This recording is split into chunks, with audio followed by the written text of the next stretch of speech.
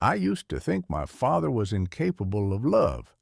That is a hard sentence to say out loud at 79 years old, but it is the truth I carried for most of my life.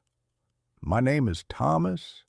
I'm 79 years old, and it has taken me this long to understand why my father never once said the words, "I love you," to me. When I was a boy, I watched other fathers closely. I noticed the way some of them bent down to hug their sons after a baseball game, how they ruffled their hair, how they said things easily that never seemed to pass my father's lips. My father was not a cruel man. He worked hard. He paid the bills. He fixed what was broken in our small house. But affection, at least the kind you could hear or feel, was not something he offered. He would come home each evening at 6 sharp, his boots heavy with the day's labor, or his shirt smelling of oil and sweat. My mother would set his plate on the table without much conversation, and we would eat. He would ask about school in short, practical questions.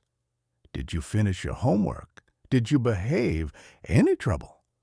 There was no asking how I felt, no curiosity about my fears or my dreams. I told myself that meant he did not care.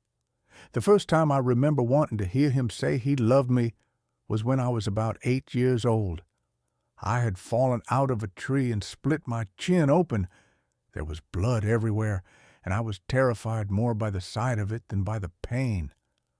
My father scooped me up, wrapped a towel around my face, and drove me to the hospital without saying a word. He held my shoulders steady while the doctor stitched me up.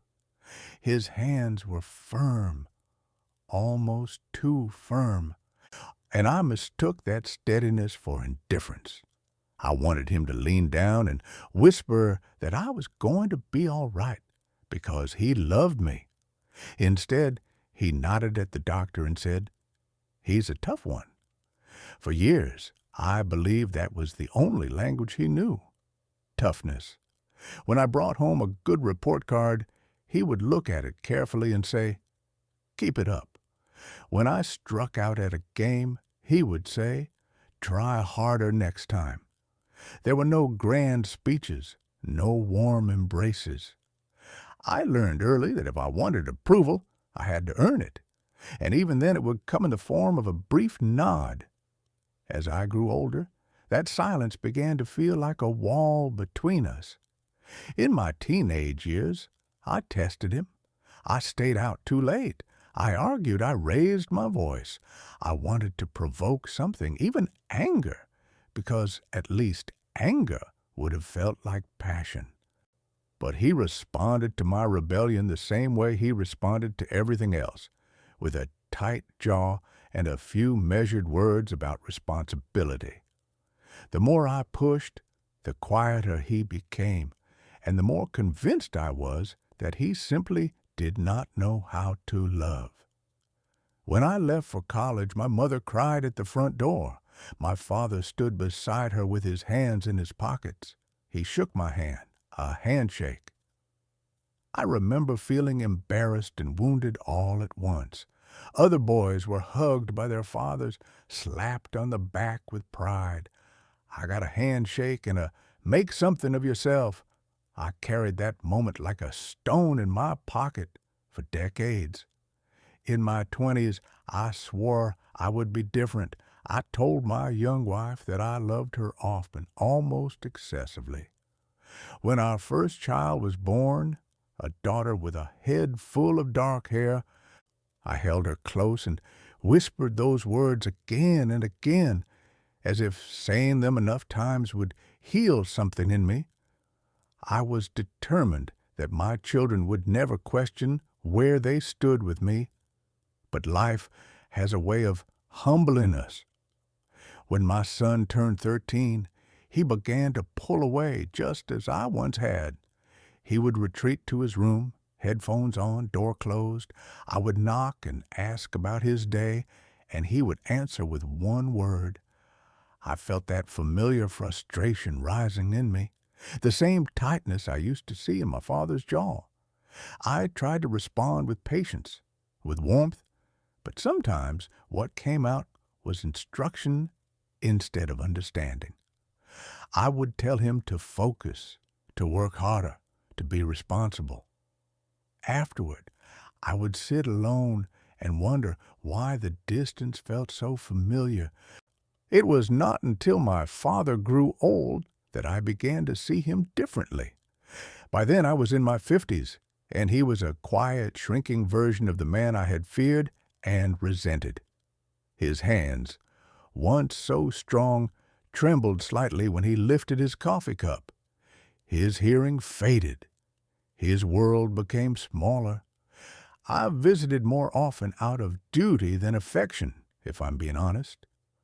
We would sit in his living room, the television murmuring in the background, and speak about simple things like the weather or the price of gas. One afternoon, I noticed a photograph on the wall I had somehow never really studied before. It was a black and white picture of my father as a young boy, standing beside a stern-looking man I knew to be my grandfather. My grandfather's hand rested stiffly on my father's shoulder. Neither of them was smiling. Oh, there was something in my father's eyes in that photo that stopped me. It was not hardness. It was something closer to uncertainty. I asked him about his childhood that day, something I had never done. At first, he brushed it off. It was fine, he said, but I kept asking, gently this time. He told me about working in the fields before school, about being expected to contribute from the time he could walk. He spoke of my grandfather as a man of strict rules and few words. He wasn't the hugging type, my father said, almost with a shrug. Did what he had to do. Then he said something I will never forget. He told me that when he was drafted into the war at 18, his father did not come to see him off. He was told to report to the bus station on his own. That's just how it was, he said. There was no bitterness in his voice, only a simple statement of fact. I tried to imagine being 18, scared and unsure, boarding a bus to an unknown future without a single embrace or word of comfort from your own father. For the first time in my life, I felt not anger toward my father, but sorrow for him. In his final years, my father rarely spoke about feelings, but he showed up in ways I had overlooked. When my daughter graduated from college, he insisted on attending despite his frail health. He sat through the long ceremony in the sun, his face pale, his hands folded tightly in his lap. Afterward, he pressed a small envelope into her hand. Inside was a modest check and a note that said, "Proud of you." That was it. 2 words, but I saw the effort in them. The real shift happened the night he fell in his kitchen. I got the call from the hospital just after midnight. When I arrived, he looked smaller than I had ever seen him, tangled in wires and hospital sheets. He was awake, but weak. I sat beside him, unsure of what to say. For once, the silence between us did not feel like a wall. It felt like shared history. He looked at me for a long time, as if searching for something. Finally, he said, "You did good, Tom." His voice was thin, but steady. "You did good with your family." That was his way of acknowledging the life I had built, the father I had tried to become. I waited, part of me still hoping for those 3 simple words I had craved since childhood. They never came. He passed away a few weeks later. For a long time after his funeral, I felt the old resentment creeping back in. I would think, why was it so hard for him to say it? Why leave that one thing undone? But as the years moved on and as I stepped deeper into old age myself, something began to change in me. At 79, I have outlived most of the men my father grew up with. I have watched friends bury spouses, children, even grandchildren. I have seen how grief rearranges a man from the inside. I have felt my own limitations, the way time narrows your options and your energy. And I have begun to understand that love is not always expressed in the language we prefer. My father woke up every morning before sunrise for 40 years to provide for us. He repaired our roof in the rain. He sat through my awkward school plays. He drove across 3 states to help me move into my first home. He never complained about the sacrifices, never asked for thanks. In his world, love was duty. Love was showing up. Love was endurance. He did not say, "I love you," because no one had ever said it to him, not once. He had no script for that kind of tenderness. He only knew how to protect, to provide, to persevere. When I look back now, I see a man who loved deeply, but was never taught the vocabulary of softness. There is one memory that returns to me often these days. I was about 12, and I had a high fever. I remember drifting in and out of sleep on the couch. At some point in the night, I woke up and saw my father sitting in a chair beside me. He thought I was asleep. He reached out and placed his rough hand against my forehead, checking my temperature. The gesture was so gentle it startled me. He left his hand there for a moment longer than necessary, then quietly stood and went back to his room. He never mentioned it in the morning. Neither did I. But now, nearly 7 decades later, I realize that was love. It just was not the kind that announces itself. If I could sit across from him today, I would not ask him to say the words.